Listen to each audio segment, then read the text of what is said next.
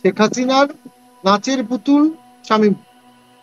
আমি টক শোতে open challenge দিয়ে বলেছিলাম যে শেখ হাসিনার সাথে আমার কখনো কথা হয়েছে বা উনি কারো মাধ্যমে আমাকে কোনো মেসেজ পাঠিয়েছেন, এর কোনো দৃষ্টান্ত যদি দেখাতে পারেন আমি রাজনীতি ছেড়ে দেব। এই যে আওয়ামী লীগকে পুনর্বাসনের অভিযোগ করছেন রাশিদ খান, আপনার আপনার আপনার উপর আপনার হাত ধরে আসবে আওয়ামী লীগ, এরকম তার ফেসবুক পোস্টে দেখছিলাম। আওয়ামী লীগকে পুনর্বাসন করার একটা অভিযোগ জাতীয় পার্টির উপর আছেই। একটা একটা আমরা আরেকটা শো করেছিলাম এরকম, যে পথে গেছে জাপা আপা সে পথে যাবে জাপা, এরকম একটা ডায়লগও ছিল তাদের এনসিপির।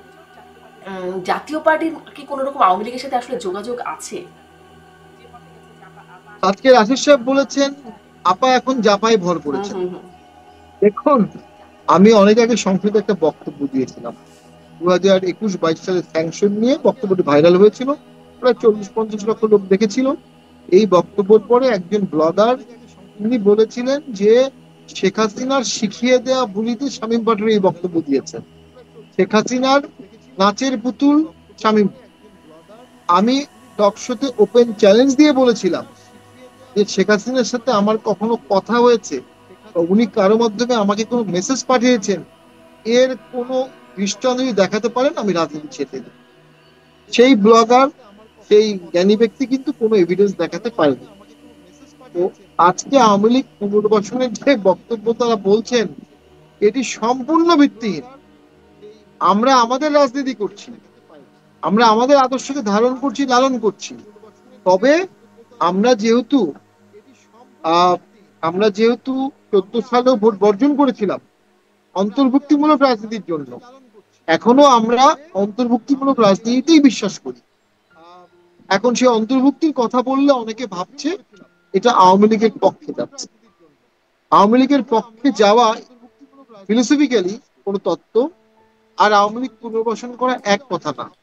আমরা আওয়ামী লীগকে পুনর্বাসন করতে চাচ্ছি না, তবে অন্তর্ভুক্তিমূলক রাজনীতিটাকে বজায় রাখতে চাচ্ছি দেশের স্বার্থে, অর্থনীতির স্বার্থে, জি, সম্প্রতি শেখ ফরেন হাসিনার একটি পলিটিক্স স্বার্থে। একটি ভার্চুয়াল বক্তব্য শুনলাম, সেখানে তিনি বলছেন যে তিনি মামলা মোকাবেলা করতে দেশে ফিরবেন, কত ধানে কত চাল তিনিও দেখে নেবেন আর কি, এরকম বক্তব্য তার।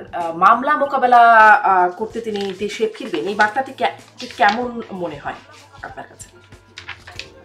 দেখুন, আমার ব্যক্তিগত অভিমত, আম, তার এই ধরনের মন্তব্য করা বাংলাদেশের নেতাকর্মীদের জন্য অত্যন্ত ঝুঁকিপূর্ণ।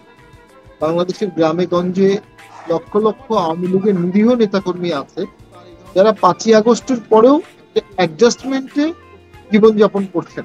অর্থাৎ বিএনপি জামাত তাদেরকে কোনো নির্যাতন করছে না, তারা হয়তোবা খুব ব্যাপক সাংগঠনিক কার্যক্রম করছেন, নজরদারিতে আছেন। সোজা কথা, যখনই আওয়ামী লীগ ফিরে আসছে, ফিরে আসবো, আসছি, দেখে নেব, প্রস্তুত হও, এই ধরনের মন্তব্যগুলো করবে, তখন এই মাঠ পর্যায়ে আওয়ামী লীগের নেতৃবৃন্দ কিন্তু জীবন ঝুঁকিতে পড়ে যাবে। এই জীবন ঝুঁকিতে তাদেরকে ফেলার তো আমি কোনো যৌক্তিক কারণ দেখি না। আওয়ামী লীগকে রিফর্ম হতে হবে, সরকারের সাথে আলোচনা করতে হবে, বিএনপি জামাতের সাথে আলোচনা করতে হবে, এবং কতটুকু প্যাসেজ সকল দল আওয়ামী লীগকে দিতে রাজি আছে ততটুকু প্যাসেজে আওয়ামী লীগকে আপাতত ঢুকতে হবে। যেমন জিয়াউর রহমানের সাথে আওয়ামী লীগ মিটিং করেছিল না, জোহরা তাজউদ্দিনের নেতৃত্বে, পরে জিয়াউর রহমানের সরকার সে সময় 38টা আসন আওয়ামী লীগকে দিয়েছিল এবং সেটা দিয়ে মেনে নিয়ে আওয়ামী লীগ ভোট করেছিল এবং সেটা সেই সময় সঠিক সিদ্ধান্ত ছিল। তবে যারা হত্যা করেছে, ব্যাপক দুর্নীতি করেছে, 10 বছর 12 বছর এলাকায় ত্রাসের সৃষ্টি করেছে, সেই সব ব্যক্তিকে কোনো দল আর রাজনীতি দেখতে চায় না।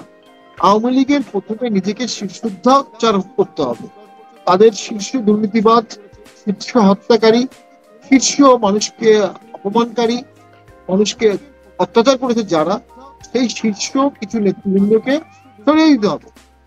আপনি নিজেই রিফর্ম হন, তখন জনগণের মনে হবে যে এখন তো আওয়ামী লীগ রাজনীতি করলে আর কোনো সমস্যা নাই। এবং আওয়ামী লীগে কিন্তু লাইন আপ আছে, first line up, second line up, third line up. অনেক পেশাজীবী আছে যারা সক্রিয় রাজনীতি করেনি, এখন তারা সক্রিয় রাজনীতি করতে পারে। ঠিক এরকম ক্রাইসিস মধ্যে ডাক্তার, ইঞ্জিনিয়ার, লয়ার, শিক্ষক, তাদের রাজনীতিতে এগিয়ে আসা উচিত। কারণ কি, তাদের পলিটিক্যাল ব্যাগেজ নাই, তাদের অতীত অপকর্ম নাই। অতীত অপকর্মহীন আওয়ামী লীগের কর্মীকে এখন নেতা করতে হবে। আওয়ামী লীগ যদি সেদিকে না হেঁটে সংঘাতের দিকে হাঁটে, সেটা আওয়ামী লীগের জন্য যুক্তিযুক্ত হবে না, দেশের জন্য মঙ্গলকর দেখা হবে যাক না। আওয়ামী লীগ কোন পথে হাঁটে।